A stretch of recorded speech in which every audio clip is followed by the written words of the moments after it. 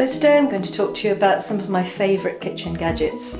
We have three in the family. We have the large, which is the Extrachef, which comes with a cutting blade inside, a beating paddle, and it also has a pouring spout. So if you're making a marinade and you want to keep dripping oil or something into your batter or marinade, you can drip it in without taking the lid off and then carry on chopping or beating or whatever it is you're doing.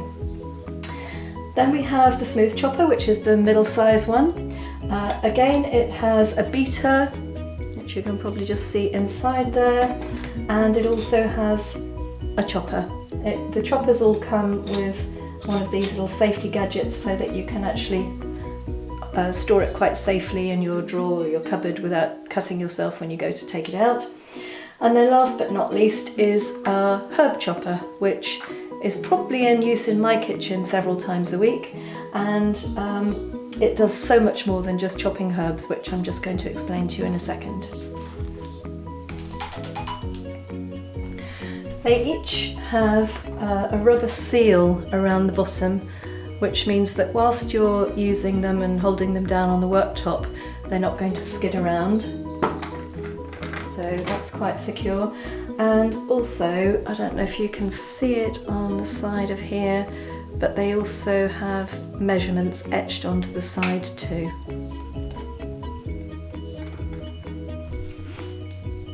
If you've not seen one of these in action before, there's a little mechanism inside here which spins the blades round. So you pull on this handle here and you'll see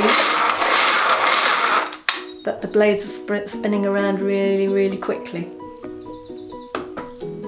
They are dishwasher safe, but there is part of it that you shouldn't put in the dishwasher, which I'll just explain. So if I pop the top off, and then what you'll see just on the side here, if I just focus in on that for you, there's a little groove just here, and you pop your spoon in and pop the top off.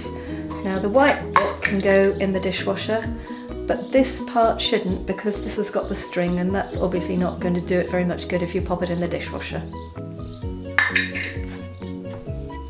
So after you've washed it, you simply line those two up where you have the gap and squeeze, and it pops back into place. And just to demonstrate the sort of thing that I use mine for, I'm using the herb chopper, which obviously chops up herbs very quickly, but you can put harder things, like I've got a bit of onion here, I've got a bit of ginger, chilli, complete with seeds because I'm not a wimp, a bit of garlic, but equally you could chop up things like nuts and chocolate and whatever you chop in small quantities. Then you line up the centre, turn it, and hold it onto the work surface on its non-stick rim, and what you'll see is the finished result is really finely chopped onion, garlic, ginger, whatever it is you choose to put in it. And one final tip, because I'm going to use this later, I'm going to pop it into one of my Vent Smarts and pop it in the fridge, but I would always use something like a silicone spatula to scrape it out so that you don't scrape the inside, and you can scrape every last little bit out.